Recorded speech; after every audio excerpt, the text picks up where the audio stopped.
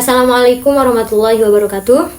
Yang saya hormati dosen pembimbing Ibu Siti Ahdina Saadatur Rahmi, dan yang saya hormati pula dosen penguji 1 dan penguji 2. Baiklah, langsung saja. Di sini saya akan mempresentasikan hasil penelitian saya yang berjudul Pengaruh Tingkat Pengangguran dan Kemiskinan Terhadap Pertumbuhan Ekonomi di Provinsi Nusa Tenggara Barat.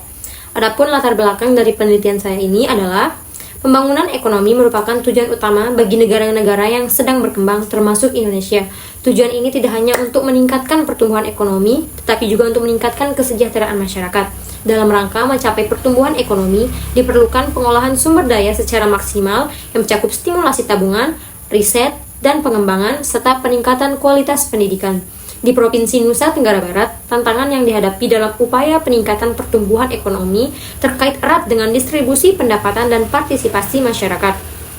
Tingkat pendidikan yang tinggi berkontribusi terhadap peningkatan kualitas tenaga kerja, yang pada gilirannya akan berdampak positif pada pertumbuhan ekonomi.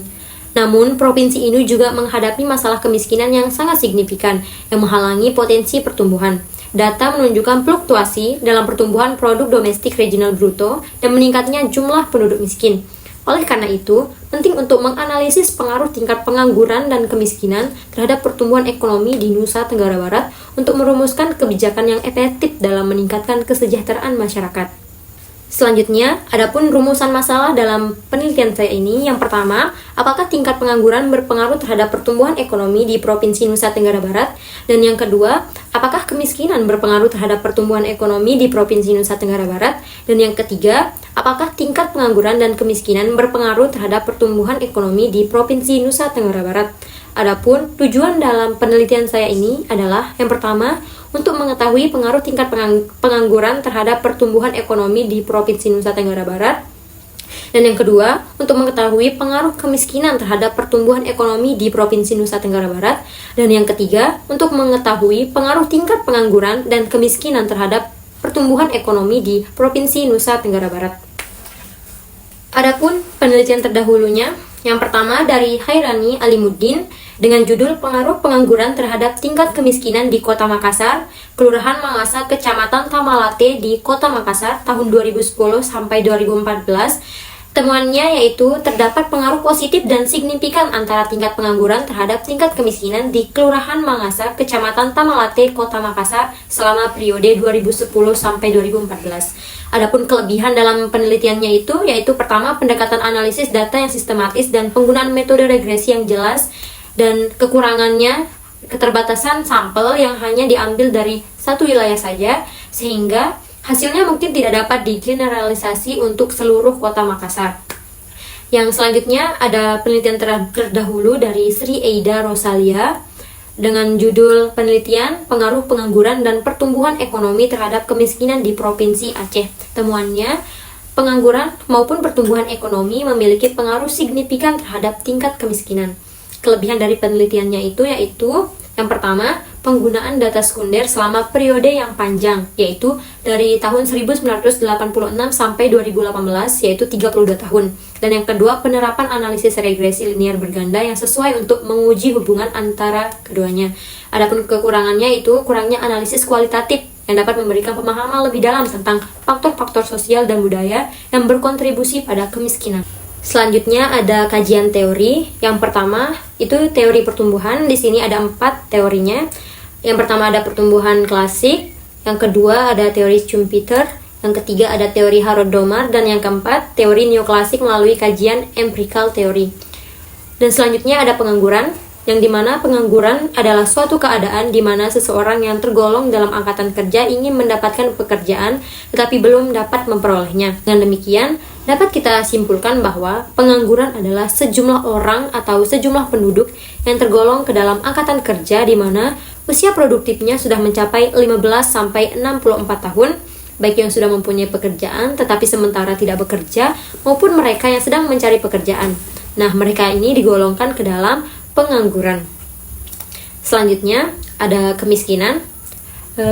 Penyebab kemiskinan ini dapat dijelaskan melalui teori Nurse, yaitu teori lingkaran kemiskinan, Vicious Circle of Poverty, yang mengidentifikasi 3 penyebab utama terjadinya kemiskinan.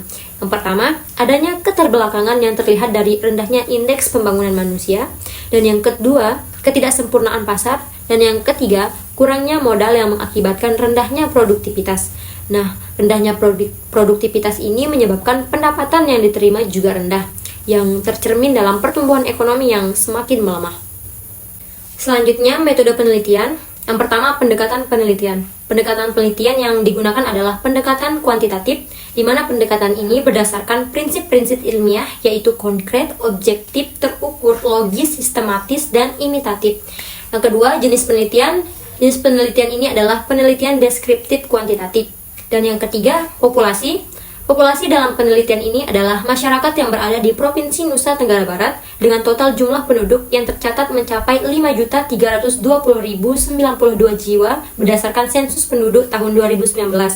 Dan sampelnya dalam penelitian ini yaitu pertumbuhan ekonomi regional, tingkat pengangguran, dan kemiskinan di Provinsi Nusa Tenggara Barat dengan periode 2012 sampai 2023. Waktu penelitian akan dilaksanakan dalam jangka waktu tertentu yang akan ditentukan, meliputi pengumpulan data dan analisis.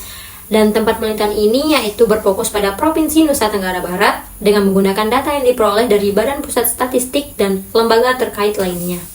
Selanjutnya, variabel penelitian. Variabel independennya, yang pertama, tingkat pengangguran, dilihat dari persentase pengangguran terbuka yang ada di Provinsi Nusa Tenggara Barat selama periode 2012 sampai 2023. Yang selanjutnya, kemiskinan sebagai X2-nya dilihat dari jumlah penduduk miskin dalam 1000 jiwa.